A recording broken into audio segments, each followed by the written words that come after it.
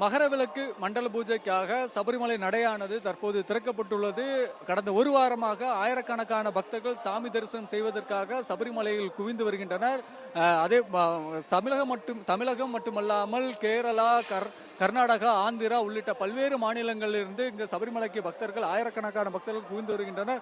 இங்கு சபரிமலைக்கு இருமுடி கட்டி 18ஆம் படி ஏறி சன்னிதானம் சென்று அங்கு சபரிமலை ஐயப்பரை மனமுருகி தரிசனம் செய்து அங்கிருந்து நடைபாதை வழியாக மாளிகைபுரம் சென்று அங்கு மாளிகைபுரத்தம்மன் மற்றும் பல்வேறு சுவாமிகளை அங்கு தரிசனம் செய்து அதன் பின்னர் இந்த வழியாக பக்தர்கள் வெளியே செல்கின்றனர். அந்த காட்சிகளை நாம் தற்போது காண முடிகிறது.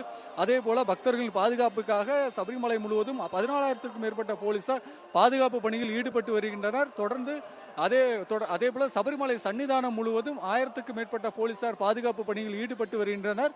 மேலும் இங்கு பக்தர்களின் அடிப்படை வசதிகளுக்காக தேவஸ்வம் போர்டு சார்பில் பல்வேறு நடவடிக்கைகளும் எடுக்கப்பட்டுள்ளது. மேலும் பக்தர்களின் எண்ணிக்கை அதிக அளவில் காணப்பட்டால் தொடர்ந்து மேலும் பக்தர்களின் அடிப்படை வசதிகளை மேம்படுத்துவதற்கு தேவஸ்வம் போர்டு சார்பில் நடவடிக்கை எடுக்கப்படும் என முன்னதாக தெரிவிக்கப்பட்டிருந்தது. மேலும் சபரிமலை முழுவதும் தன்னார்வலர்களும் சரி, தேசிய பேரிடர் மீட்பு படையினரும் சரி, பல்வேறு அமைப்பினர் இங்கு இங்கு பக்தர்களுக்கு உதவுவதற்கு தயார் நிலையிலும் உள்ளனர். அதே போல பம்பை,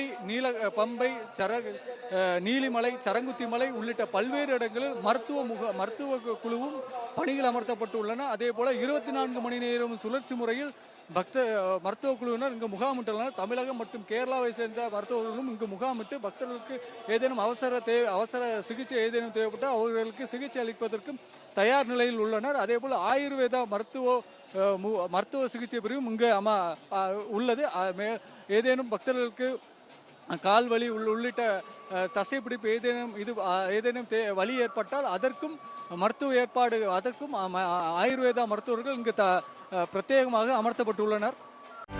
செய்திகளை உடனுக்குடனும் துல்லியமாகவும் தெரிந்து கொள்ள சப்ஸ்கிரைப் பண்ணுங்க.